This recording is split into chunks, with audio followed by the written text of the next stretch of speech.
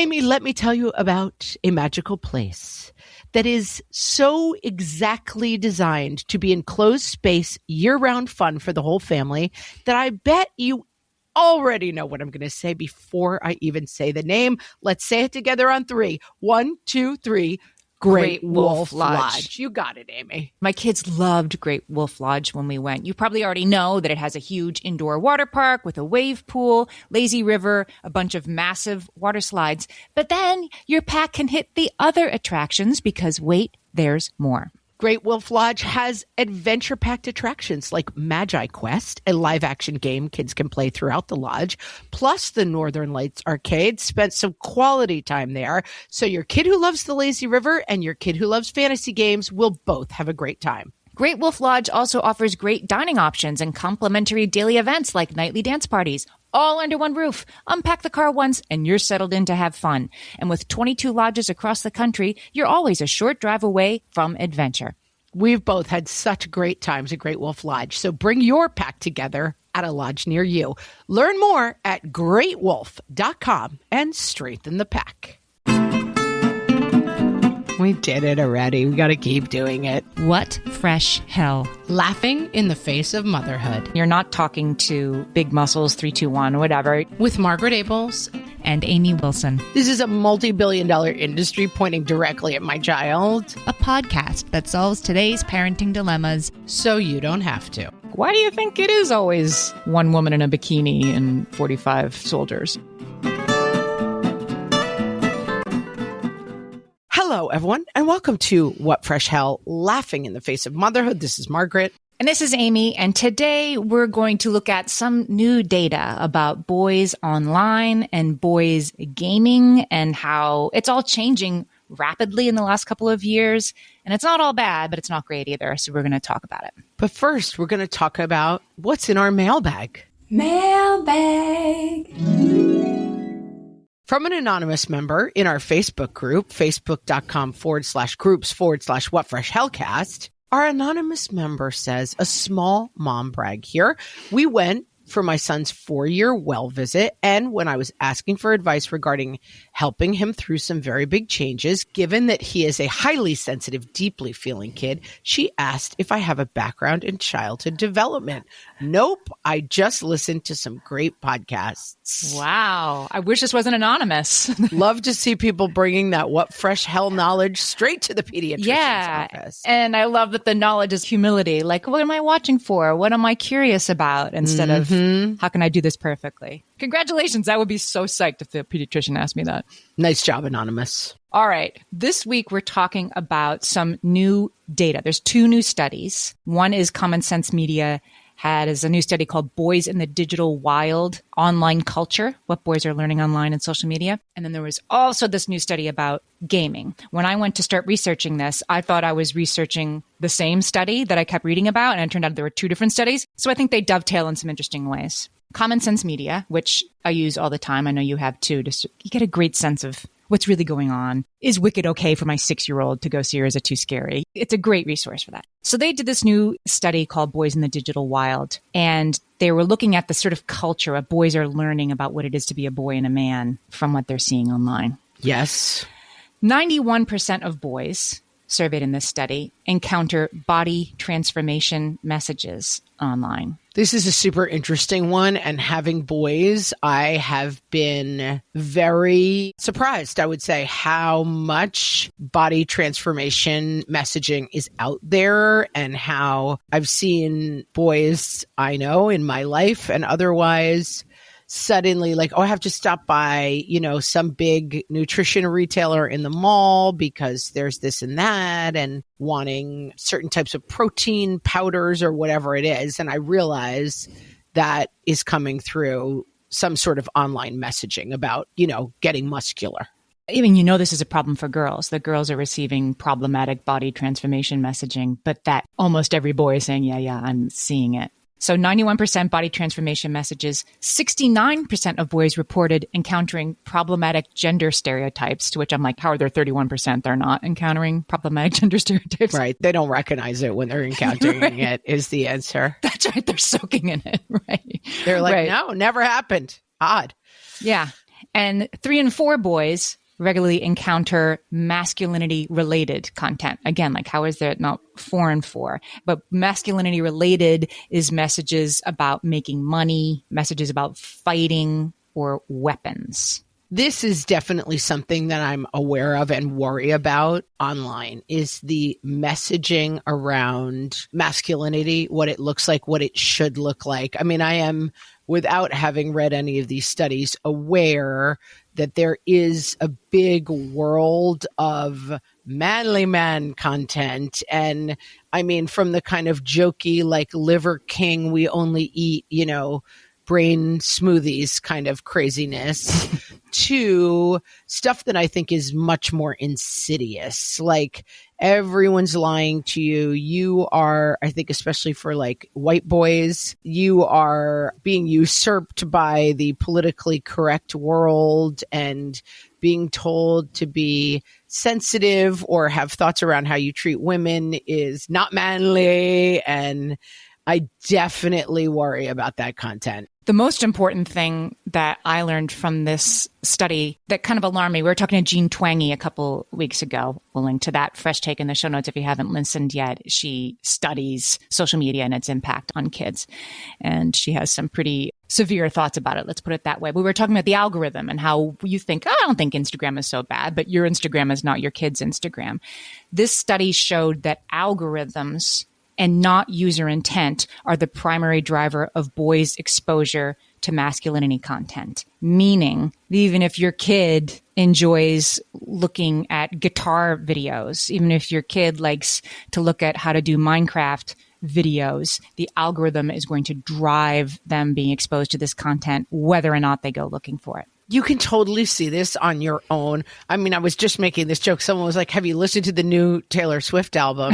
And I said, only against my will, basically. Like, I don't not like Taylor Swift, but I didn't seek out the album. But can I sing 2 of the songs in totality? Yes, because TikTok is 90%, or was for a week, 90% people dancing to Taylor Swift. And so it's I get it. Like, I got the whole song, having never played it as an album. I mean, I say the groundwater a lot, but so much of this content, you're soaking in it truly. You don't even realize how much really political content is coming to you that is really just kind of in the groundwater. It's in the groundwater, right? Yeah, right. It makes me nervous. Well, here's the results of this digital masculinity exposure that Child Mom Report says. The reason this is a problem is that the boys report more loneliness. This is the more they're participating in social media, the more boys are reporting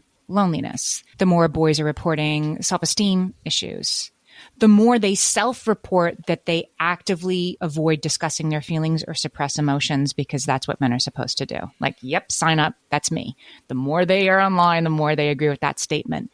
And the less likely they are to say that they turn to their parents for support when they need something. Homer Simpson quote time, beer, the cause of and solution to all the world's problems. Mm-hmm. This is what social media is for boys a little bit. It's causing the problems, and then it's telling them that it has the solution to the problems. You're disconnected. Nobody really understands you. You can't get a date. You're home alone in front of your computer because you're a loser, but it's not your fault. It's all these other people's fault. And we're going to now explain it to you. Right. And it's like, wait, you're locked. Every year I have a phrase for the year that comes out. One year was the double-edged sword, but like every year I'm like, last year was the good news and the bad news is the same news.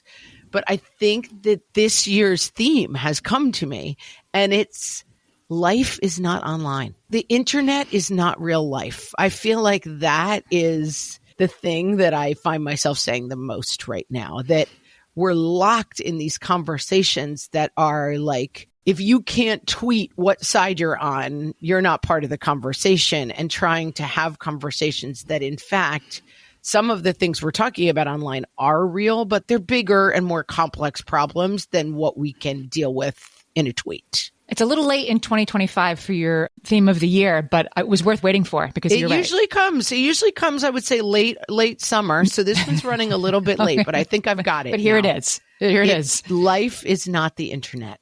That's exactly right.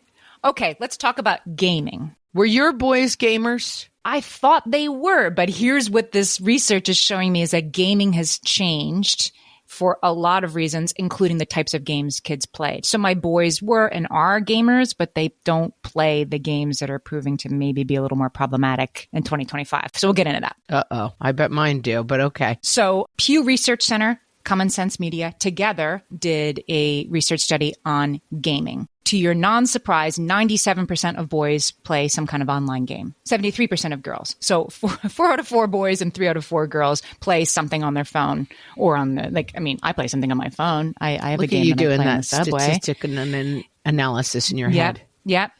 But here's the thing. Out of the most boys and great majority of girls who play, girls game 2 hours a week, average.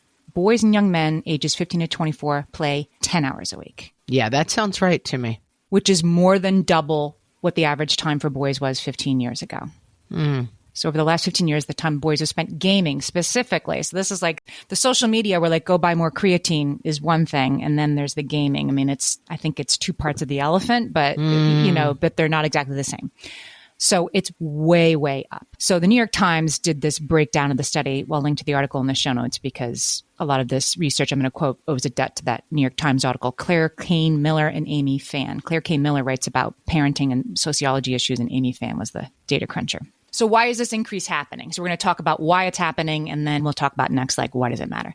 So it's happening because the pandemic supercharged time spent online. In 2019, gamers said they spent 7.5 hours a week. By 2022, they said they spent 13 hours a week. So, okay, the pandemic. But here's the part that's different from, I think, my kids to maybe younger teenagers now. Gaming in this last 10 years has gone from an activity done on a console at home with a disc you put in the player and play. Yes. To something that's done anytime, anywhere, on your phone, on the streaming, on the internet. I don't see that in my anecdotal life. My kids are not gaming out of the house, I don't believe. We went pumpkin patching this weekend. Basically, everybody was having fun, but every time we had to sit and wait for like the hayride to come or do anything, or let's sit and eat some apple cider donuts, everybody took their phones out. Yes. And I did very quickly say, phones away. But they're not gaming. They're watching TikTok. Oh, interesting. And I am the same. The second I sit anywhere, I'm like, oh, let's see what's up on Reddit. Let's see what's going on with my crazy content creator. And let's see what's going on in the world. The flipping over the phone and the phone comes out of the pocket the second there's downtime. Yes. Right. That's an issue, but it's not to game. Well, it's still interesting because even when you do play at home, so my kids used to play like Madden 2018 and it came in the mail and it cost like $60 and they got it for Christmas and they played that game. Now you're streaming usually what you're playing. So that led to, this is Zach Rausch, who works at the NYU Tech and Society Lab. So this really does matter, and here's why it matters. In the 2010s, once games were streaming, you used to have to pay, for a hard game that you played, you'd pay up front, or $19.99 for Candy Crush or something, and then you can play it forever. And about 10 years ago, that changed, and it's free up front, and then you pay to get all the stuff. Right, to keep playing, to go to the next level, you have to play. And so that means that games that are online, they can also update constantly and make real life tweaks as they go to get you to keep playing and to invest further in a way that the game on a disc didn't do. He says many never end, making them hard to put down, which made me laugh. But that is really like during the pandemic, I'd like, just come to the end, just pause it. I can't pause it. Like just come to the end of a segment. There is no end. And I didn't believe them. But apparently this is actually the case. The games have become, there is no end, there is no pause, there is no break. And if you try to put it down, you can't yet. Right. You're back to peasant instead of knight or whatever. Yeah. So he says millions of boys are struggling because they carry in their pockets constant access to products that are addictive by design. That makes a lot of sense. I have an observation about this, Amy. Let's take a break and I'm going to tell you about my experience with this. Hellions, it's time for some spring cleaning, and I don't just mean the coat closets. Doing your financial spring cleaning can actually be super easy when you let Monarch do your financial spring cleaning for you. One dashboard that gets your entire financial life organized. No more clutter, no more mess, no more logins scattered everywhere, just accounts, investments, property, and more, all in one place. Get your first year of Monarch for half off, just $50 with promo code FRESH. Monarch allows you to look not only at what you've already spent, but also to plan for the future. With Monarch, you can set savings goals, plan for big purchases, and notice spending trends before they become a problem. I can generate cash flow reports that show me what we spent this quarter, this month, what we're probably going to spend next month, and feel prepared, organized, and knowing how to plan for the future. No more surprises and a lot more clarity. Try Monarch. Use code FRESH at monarch.com to get your first year half off at just $50. That's 50% off your first year at monarch.com with code FRESH. All my kids learned to swim when they were little. It was super important to me that they be confident and safe in the water. There was only one problem with that: taking them to swim lessons. I mean, the pools were freezing. There were always cranky adults doing laps right there. And it was definitely not, for any of us, what you would call fun. Amy, heard. But now there's Goldfish Swim School. Goldfish takes a really thoughtful approach to swim lessons, combining research-based teaching with a warm, kid-friendly environment that actually helps kids thrive in the water. Every detail at Goldfish is thoughtfully designed to create a golden experience, from shiver-free, warm indoor pools to comfy waiting areas for parents to professionally trained lifeguards on deck. Goldfish uses an approach called the science of swim play, which combines guided play with proven teaching techniques to help kids learn to swim, build water safety skills, and gain confidence, all at their own pace. Lessons are designed to meet kids exactly where they're at. If you've been thinking about swim lessons or just wondering where to start, this is a great opportunity. Right now, Goldfish Swim School is offering a waived membership plus your child's first lesson free at participating locations. Just visit goldfishswimschool.com/free to find a location near you and enroll using promo code FREE. That's goldfishswimschool.com/free, promo code FREE. Amy, when I'm having a good hair day, it usually makes my whole day better. And that's why on every day, I'm taking Nutrafol. Nutrafol is the #1 dermatologist-recommended hair growth supplement brand, and it's the #1 hair growth supplement brand personally used by dermatologists. Nutrafol's hair growth supplements are peer-reviewed, NSF certified for sport, and clinically tested. Nutrafol offers multiple formulas for men and women, tailored to different life stages and lifestyle factors, so you get support that's actually right for you. Adding Nutrafol to your daily routine is easy. Order online, no prescription needed, with automated deliveries and free shipping to keep you on track. Let your hair be one less thing to worry about. See visibly thicker, stronger, faster-growing hair in 3 to 6 months with Nutrafol. For a limited time, Nutrafol is offering our listeners $10 off your first month subscription and free shipping when you visit Nutrafol.com and enter promo code LAUGHING. That's Nutrafol.com, spelled Nutrafol.com, promo code LAUGHING. So I babysat for my nephew now a couple months back, but I was having a lot of trouble understanding this thing that you're talking about. My kids play games that are pausable still somehow, but this was a younger child and I was having trouble. It was something of like the nebula and the levels of the nebula, and you couldn't pause. And I found myself trying to go to my old rules from when my kids were little, like, okay, you can play for a half an hour after dinner, but that would cause all of this despair and trouble because it's not a half an hour and then pause. Or even with Candy Crush, like you just stop the next game and then you could pick it up later. Right. I could not understand the rules of this world that this kid was in, where it was you had to beat the nebula. And if you stopped, this seemed maybe to be a 7-hour endeavor that we were taking off on every single time. And it ended with a lot of, drama, sermon drama, because I didn't understand this thing that you're talking about, which is it doesn't pause in the same way. It doesn't let you. It doesn't let you out. Pause and finish. And the other thing I wanted to underline is that, and this is one good thing about video games, and unfortunately a not so great thing about the real world, is that places for kids can play, like go find your friends and don't come back until it's dinner time. The days of yore we speak of so fondly, they kind of don't exist. And that if you want to have that run wild with your friends and we do whatever we want and we're in charge here, that's easy to achieve maybe on Minecraft these days than it is by going to the basketball court where there's nobody there. And I find that it spills over. Like my kids are I could hear them on their computer talking to people like they're gaming. And they're like, no, we're working on the math homework. They kind of live in this space. I mean, I'm going to sound so old. Is it a Discord server? Like, I don't even know how they're talking to each other. But the 6 friends are all on together while they're working on their homework. We'll meet in the sheep meadow and we'll build this thing while we're also talking about math test. Yeah. No, I don't think they're not gaming. The gaming group is now kind of like we're permanently in each other's lives online. Does that make sense to you? Yeah. Like we're not playing a game, but the 5 of us are on our headsets having a conversation while we're doing our homework. It's easy to get lost in, wait, what are the rules for this? Right. Okay, just to underline for a second that the data bears out that this is boys far more than girls. Not that no girls game or every boy games, but the data does bear this out that boys do this much more. And why? Just to briefly touch on that, the Yale School of Medicine did a study scanning the brains of males and females who were gaming. And they found that the males' brain scans showed stronger activation in the reward processing areas of the brain than the girls who are playing.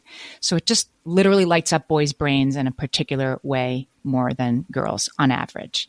And so that means that boys are more susceptible to really having trouble setting limits on games. The gaming can kind of take over. Whereas for a girl, it might be, I can't get off Instagram. I can't get off Snapchat at 2 a.m. For the typical boy, it's much more likely to be, I can't stop playing this Nebula game. Yeah, I think that's very understandable. I was recently talking to a historian who I know, and they were making this point, which I thought was interesting, that every time there is a breakthrough in technology, the societal response tends to be like, this is going to ruin the minds of children. The printing press was an example. Rock and roll. They're going to have, rock and roll music.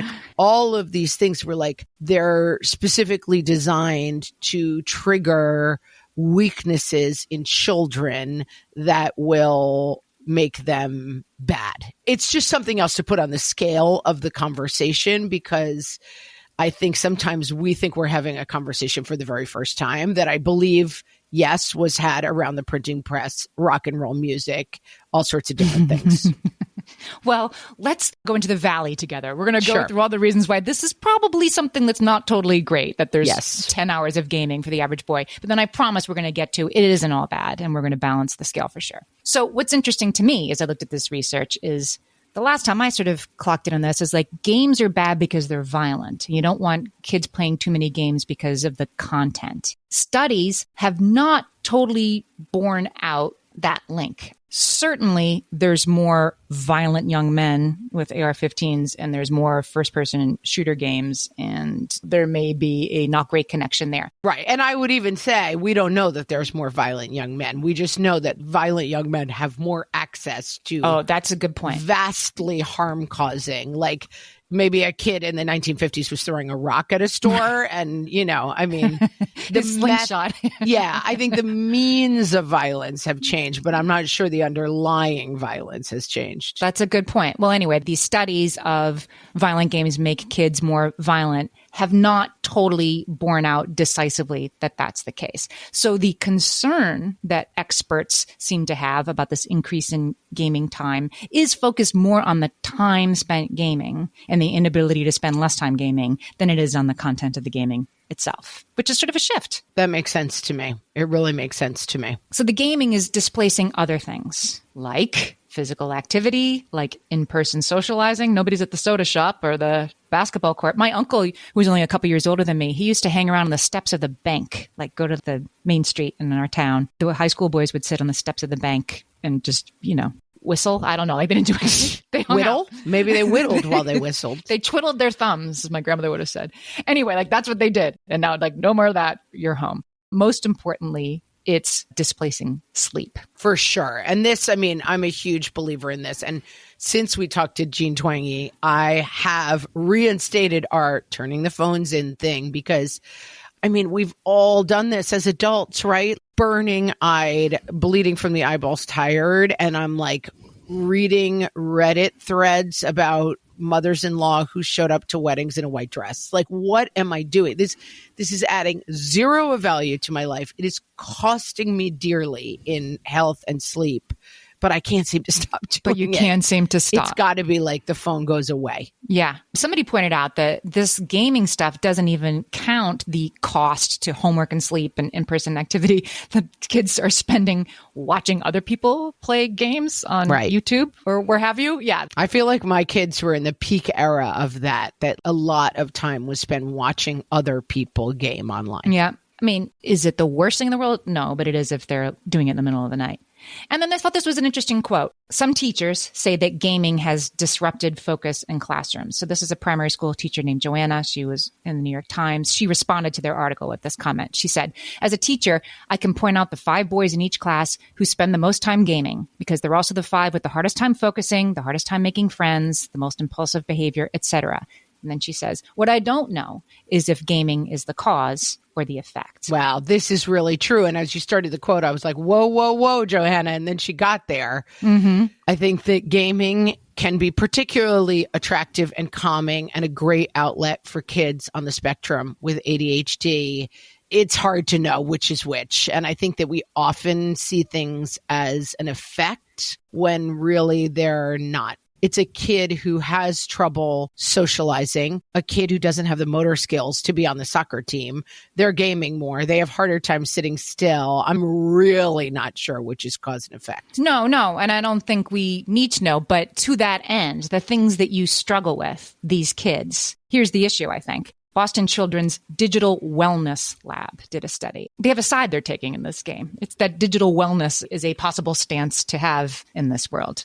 Some of the people are gamers themselves and scientists. So like, here's how to have digital wellness. And it isn't like throw your games away. But they found in their research that lonelier adolescents tend to game more. For example, like you were saying, like the kind of kid who would game more is a kind of kid who is socially awkward or socially anxious. But the time they're spending gaming doesn't alleviate the loneliness and it doesn't address their social skills. It's like allowing a kid who's really anxious about bugs to not have to go outside if they don't want to because there might be bugs, right? It doesn't address the anxiety of the bugs and it just makes their world smaller. Similarly, if I game because talking to people is hard, talking to people will actually get harder while you're gaming instead of talking to people for 10 hours.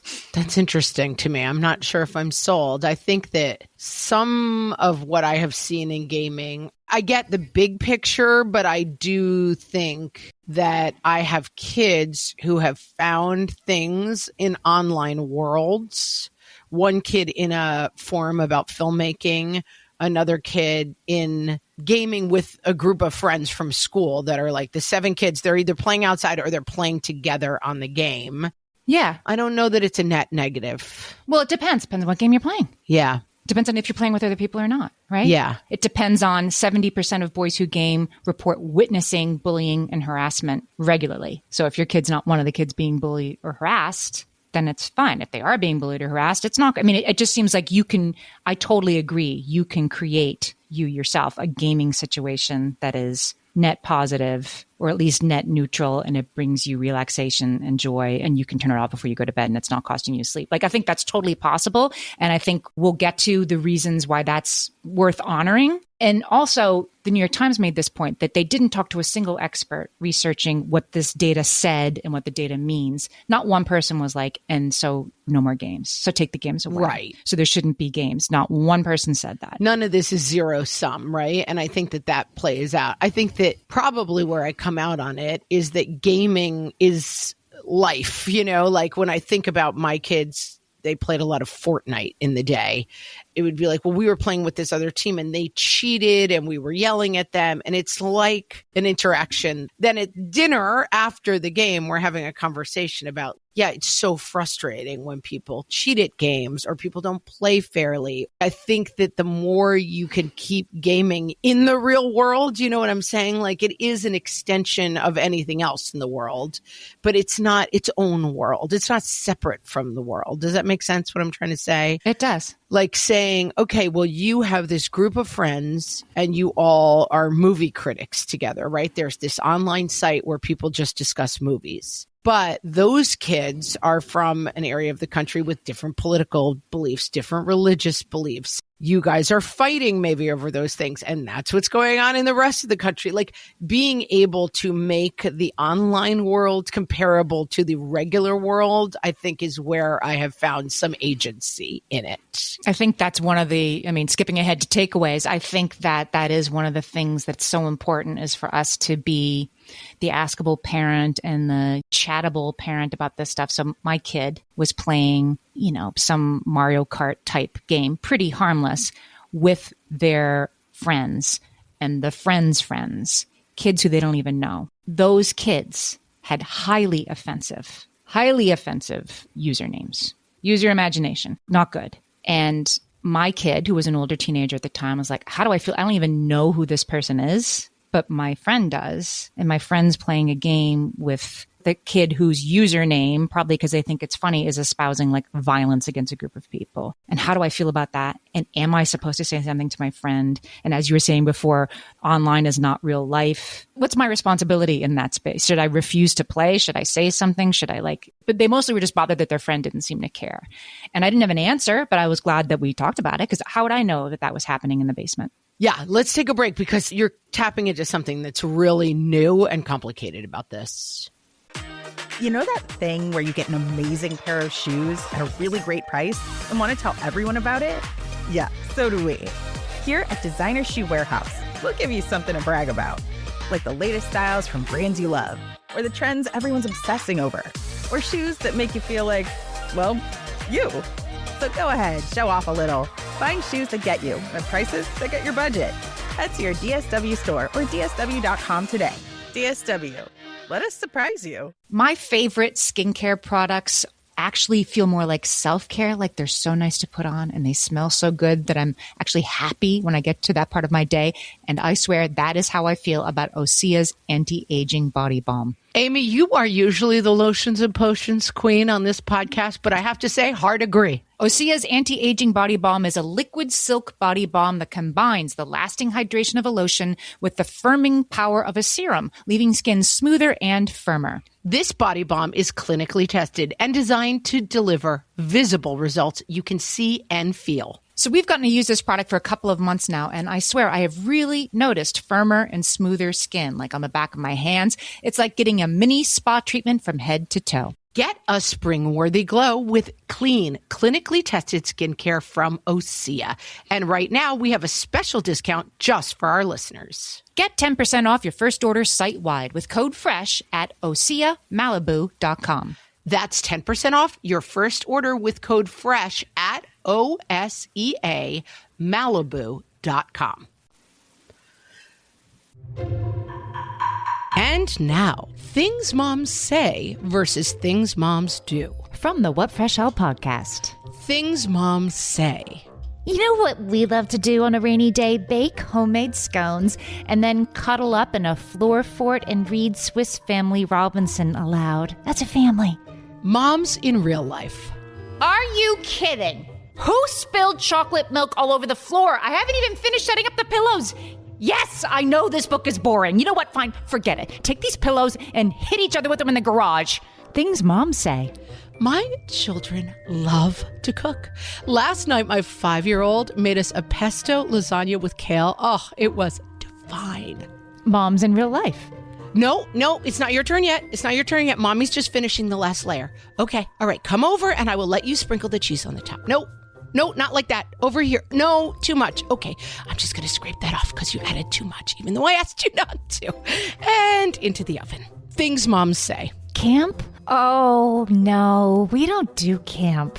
I wouldn't want to miss one of the 18 summers I get with my precious ones. We do something we call Mommy Camp, and I do enriching activities with them all summer long. Moms in real life. I spent $2,000 on that trampoline. Go jump on it. And if you can keep your sister occupied out there for 25 minutes, I'll give you each a popsicle. Things moms say. Children's ears are like a delicate pitcher. You must fill them carefully with words of love and wisdom. Moms in real life. Get your shoes on or I'm putting a children for sale sign on the front lawn. We're late. This has been Things Moms Say versus Moms in Real Life. From the What Fresh Hell podcast. I feel like as a parent of younger kids, you're in the warm bath of control in a way that you don't really realize. When you have a 4-year-old, they don't know how to turn on the TV, right? So you are making all these decisions about what they're seeing, what they're playing, any given activity is. And then, I was very clear at that time with young kids of, well, we're going to watch this, but not this. And we're going to talk about this and not that. And we're going to game on this, but not that. And then by like 10, I'm going to say, these kids have computers that they get from school, iPads that they get from school.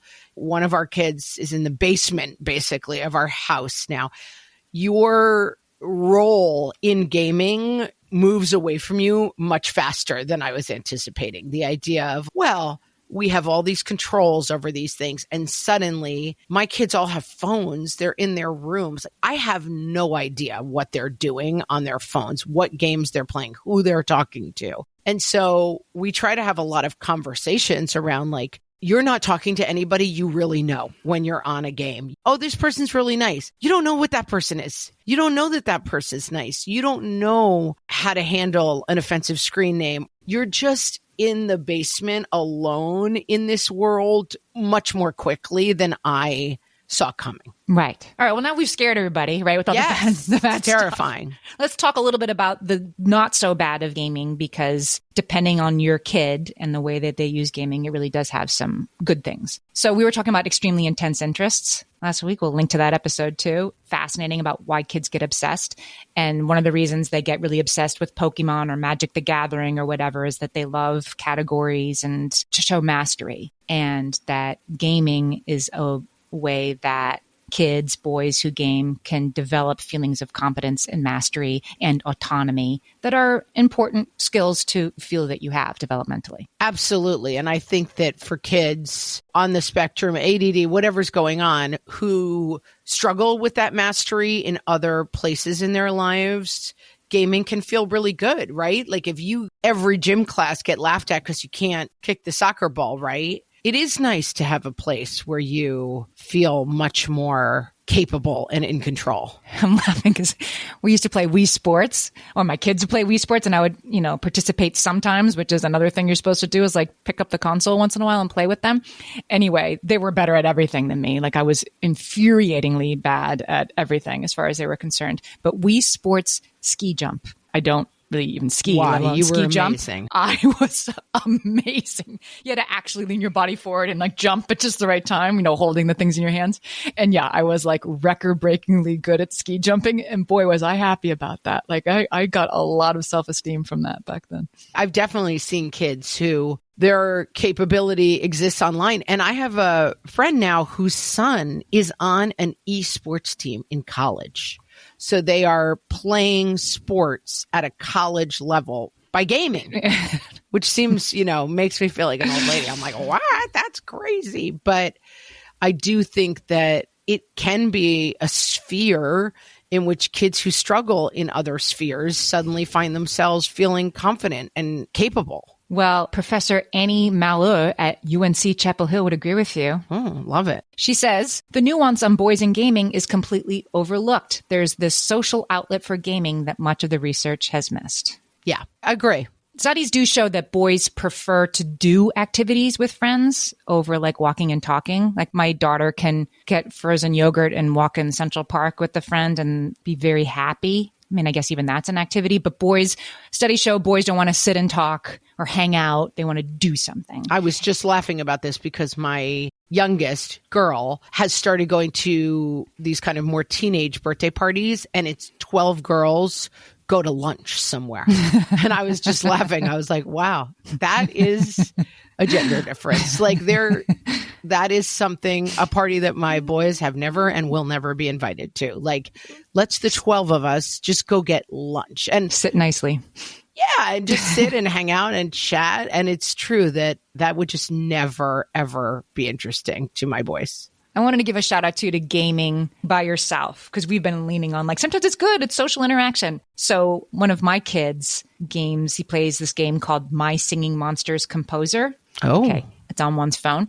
It is not socializing. You're not talking to Big Muscles 321 whatever, or your friends, nobody. It is a composition game where you can make this monster's going to go bum, bum, bum, bum, bum, bum, like that. And then you can make all the monsters sing different things.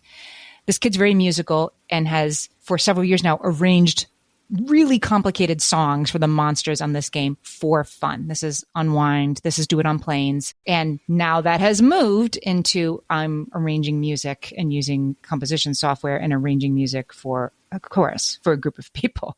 It's moved from for fun, relaxation into the real world. An actual skill was learned. It wasn't a social outlet, but that was the point of it. It was just let me just be in my own world and do this kind of dumb thing that was fun, but I actually learned something along the way. That's a really good outcome from gaming that I could never have predicted. And I think it's important to give kids context about this as opposed to just rules. Treating the online world, although I just said my new motto for the year was online is not life, but treating it like life in a certain way in terms of saying, this is the kind of people you're meeting. These are the differences. You're also having a fight with someone. You have no idea who that person is. And I think I'm going to make a parallel. When I had 3 kids under 4, I was very resistant to ever having a kid on a leash. I was like, oh, leash. It was this big debate of should you have leashes? At a certain point, I had to travel with 3 kids in an airport by myself. And I was like, all right, I'm going to put a kid on the leash backpack. I actually ended up never using it, but I was like, if I need these supports, I'm going to make it about the practicality of the situation. And I've found for online world, the same thing is true. If I need supports like a parenting app or timers, I'm going to use them.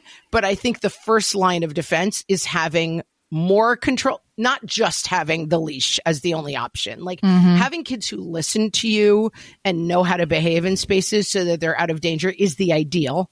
But if you need the support of the leash, go ahead and do it. And I think gaming is a similar thing for me. I try not to rely on parental controls or apps that tell me what's going on. I try to rely on the relationship I have with my kids. And so tell me about the racist or inappropriate username you're seeing versus I have an app that alerts me to it and I have to start the conversation. Right. Well, if your kids won't talk to you, then sometimes that's useful. But getting involved is one of the best ways to sort of mitigate the risks of gaming. All right, let's move to the things to do, because there are some, I think, very concrete things to do. And that's the first one, is take an interest. Play the games with them, see what they're playing, really understand the benefit risk of what they're playing in.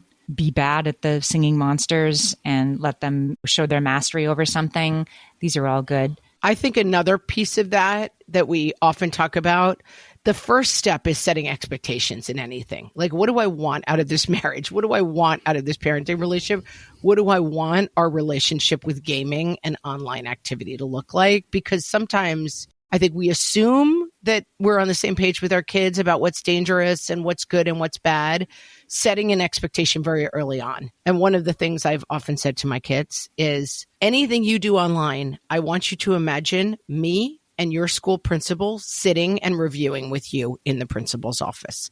That's a good arbiter of whether or not you're behaving correctly online. Right. Does it pass that test? Right. And they might still do something stupid. It does not mean they're not going to do something stupid, but just trying to give very visceral and real examples of, do you want me sitting in your principal's office and finding out that you have a disgusting screen name that is offensive and rude to people? I don't think you do. Right. And it's also not just about don't do something that's going to get you in trouble. It's don't use offensive screen names. Don't be violent and misogynistic and anti-Semitic, and don't take part in those things online. They're not funny. They're not cute. They're not awesome. They're not masculine. They're just offensive. That's a great point. Not because I'm going to catch you, but because I expect better from you as a human being. Right. These are our family values. And overall with the games, I think if it really is the time, it seems like the real issue is way too much time is being spent on gaming. And even if they ask the teenagers what's good and what's bad about gaming,